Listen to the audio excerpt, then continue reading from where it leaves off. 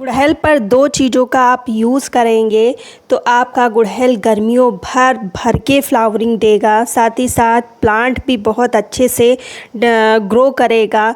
जो कलियों का गिरना प्रॉब्लम है, पत्तियां पीली हो रही हैं, कोई भी अगर परेशानी है तो उससे छुटकारा मिलेगा। तो कौन सी ये चीज़ है, कैसे कब कब डालना है, सब कुछ इस वीडियो में आपको मिलेगा। तो चलिए शुरू करते हैं। सबसे पहली बात, अगर आपके प्लांट में अच्छे से ग्रोथ नहीं हो रही है तो एक चीज़ आप समझ लीजिए। जब आप नर्सरी से प्लांट, ये हाइब्रिड प्लांट की मैं बात कर रही हूँ, जब आप गुड़हल का हाइब्रिड प्लांट लाते हैं नर्सरी से तो ये लाल मिट्टी में लगा होता है। साथ ही साथ एक बास्केट अंदर होती है जिसको कट करना ज़रूरी होता है। अगर आप उसको कट नहीं करेंगे तो अच्छे से इसकी जो रूट है वो डेवलप नहीं होगी। तो आप ऐसे अगर लगा देंगे तो कुछ समय तक तो बहुत अच्छी आप ग्रोथ देखेंगे, फ्लावरिंग भी होगी, लेकिन धीरे धीरे जब रूट में अच्छी सी ग्रोथ नहीं होगी तो धीरे धीरे आपका प्लांट जैसे आप लाए थे वैसे ही रहेगा या उससे ख़राब स्थिति में चला जाएगा।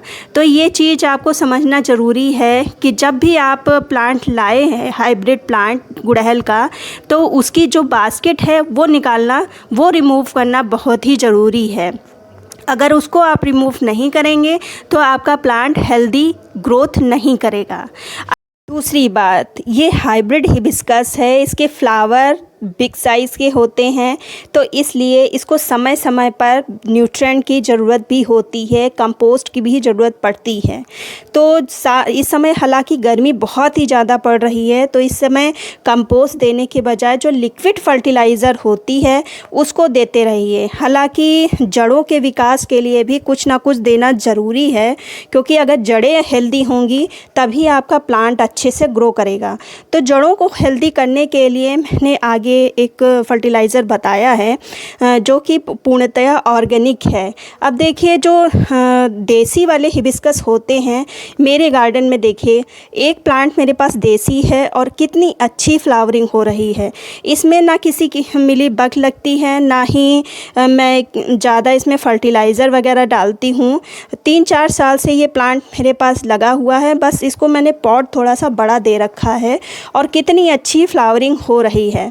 तो इस चीज़ का ध्यान रखें। आप देसी तो चाहे जैसे भी लगा दें, अच्छे से इसमें फ्लावरिंग होगी, लेकिन अगर आप हाइब्रिड लगा रहे हैं तो वो एक्स्ट्रा केयर मांगता है। अब जैसे ये देसी प्लांट है, इसमें चाहे आप माइक्रोन्यूट्रिएंट डालें चाहे ना डालें, कंपोस्ट के सहारे ही फ्लावरिंग करता रहेगा। लेकिन जो हाइब्रिड वैरायटी के प्लांट्स होते हैं उनको हर टाइप का फर्टिलाइज़र ज़रूरी होता है। कंपोस्ट के साथ साथ इनको माइक्रोन्यूट्रिएंट भी चाहिए, इनको आयरन भी चाहिए, इनको कैल्शियम भी चाहिए।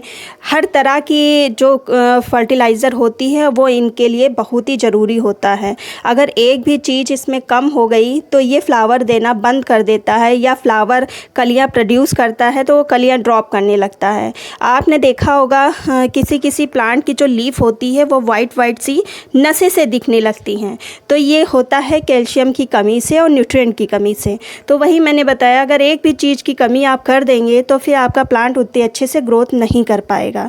अब देखिए, एक प्लांट मेरा ये देखिए, इसमें कलियां भी खूब आ रही हैं और कलियां फ्लावर में कन्वर्ट भी होती हैं, लेकिन फ्लावर का साइज़ छोटा रहता है। आपको प्लांट ही देख के समझ में आ रहा होगा ये स्वस्थ प्लांट नहीं है।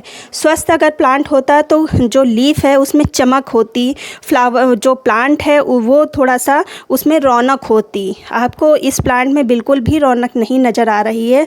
अगर गार्डनिंग की कोई भी समझ आप नहीं रखते हैं तब भी ये प्लांट आप देख के समझ जाएंगे कि ये प्लांट कुछ रोग है।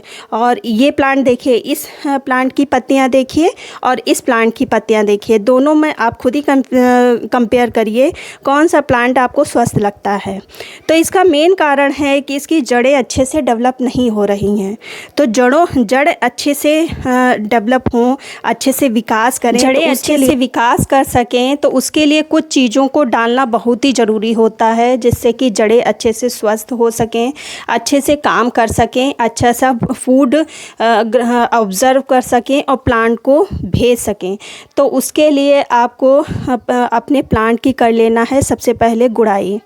और हाँ, एक चीज़ मैं आपको बताना भूल गई, पानी का विशेष इस मौसम में ख्याल रखिए। गर्मी बहुत ही ज़्यादा पड़ रही है, दोनों टाइम वाटरिंग करिए क्योंकि ये हाइब्रिड प्लांट है। अगर एक भी टाइम मिस कर देंगे और अगर आपका प्लांट सूख गया तो फिर उसको सर्वाइव करना थोड़ा सा मुश्किल होगा। तो ये मैं डाल रही, ये है माइक्रोन्यूट्रिएंट गुड़हल के प्लांट्स के लिए बहुत ही ज़रूरी होती है। जो छोटी छोटी ज़रूरत होती हैं जैसे कैल्शियम, आयरन, मैग्नीशियम, इन सब चीज़ों को पूरा करती है, जिससे जो रूट है वो हेल्दी बनती है।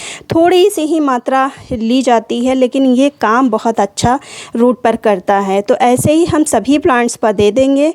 और देखिए शाम का टाइम है, मेरे सारे फ्लावर जो गुड़हल के थे वो सब फेड हो चुके हैं।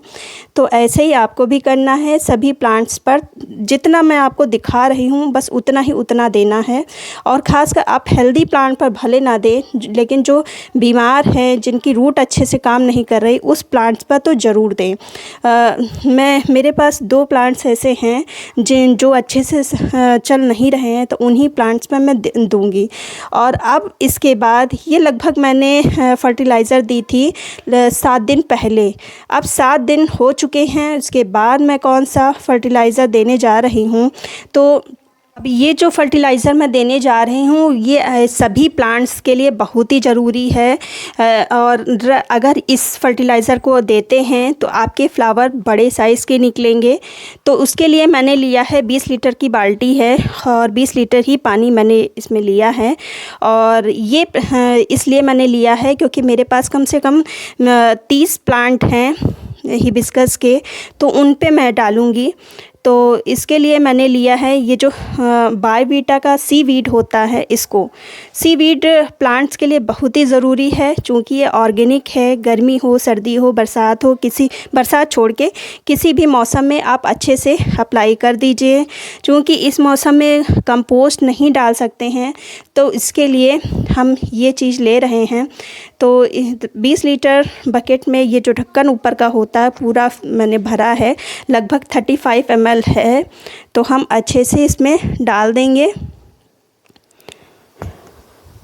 और किसी मग्गे से खूब अच्छे से हम इसको मिक्स कर लेंगे। अच्छे से ऊपर नीचे, जिससे नीचे ये बैठ जाती है तो नीचे ना बैठे, अच्छे से पानी में मिक्स हो जाए।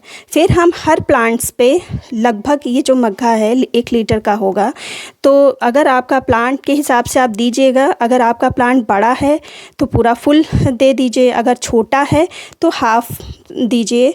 और 7 दिन के बाद आप फिर कोई भी पोटेशियम युक्त फर्टिलाइज़र आप दे सकते हैं। 7 दिन के बाद आपको ऐसे ही लिक्विड फर्टिलाइज़र ज़रूर देना है क्योंकि ये हैवी फीडर प्लांट्स होते हैं।